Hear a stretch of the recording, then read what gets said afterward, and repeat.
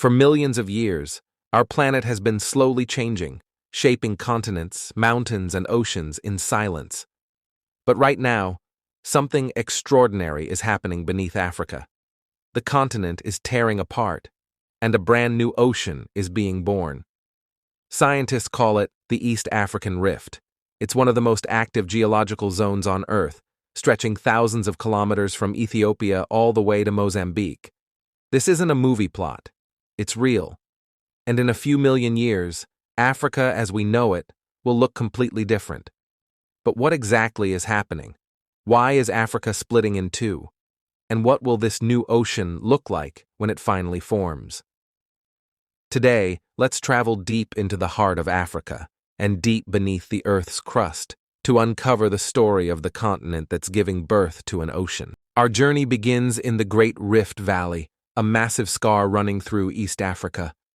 This rift is not just one valley, it's a network of deep cracks that stretch over 6,000 kilometers.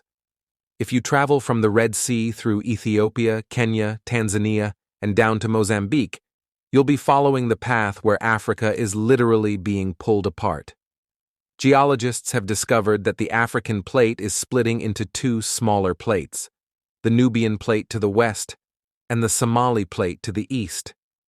The Somali plate is slowly drifting away from the rest of the continent, at about the same speed your fingernails grow. That may sound slow, but in geological terms, it's lightning fast. To understand why this split is happening, we need to go underground, thousands of kilometers below the surface.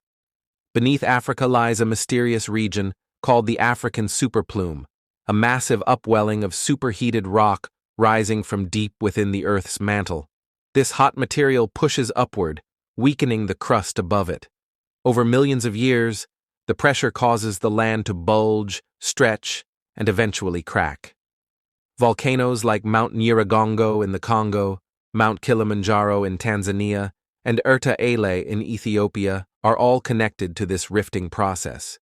Each eruption, each earthquake, each crack in the valley walls is a sign that Africa's crust is being torn apart from the inside. In 2005, something dramatic happened in Ethiopia. A 60-kilometer-long crack opened in the desert, literally overnight. Satellite images captured the moment. The ground ripped open, lava surged upward, and within days, a new rift valley was born. Scientists realized they were watching, in real time, the birth of a new tectonic boundary. Since then, similar events have been recorded across East Africa, especially in Kenya and Ethiopia, where the ground keeps stretching wider each year. In some places, the land has already sunk hundreds of meters, forming long chains of lakes like Lake Tanganyika, Lake Malawi, and Lake Turkana. These lakes are not random. They mark the line where the future ocean will flow. If we could fast forward time by a few million years, Africa's map would look very different. The rift will continue widening until seawater from the Indian Ocean begins to flood in. The eastern side of Africa, Ethiopia, Somalia, Kenya, and Tanzania, will drift away to become a new island continent, just like Madagascar once did. The Red Sea and the Gulf of Aden will merge with this new ocean, cutting Africa into two landmasses. Scientists estimate that this complete separation could take between 5 to 10 million years. In geological time, that's almost tomorrow. This isn't the first time a continent has split apart. About 200 million years ago, all the continents were joined together in a single landmass called Pangaea. It eventually cracked open to form today's continents: Africa, Europe, the Americas, Asia, and Australia. What's happening in Africa today is part of that same ancient cycle. Continents form, grow, break apart, and reform, over and over again.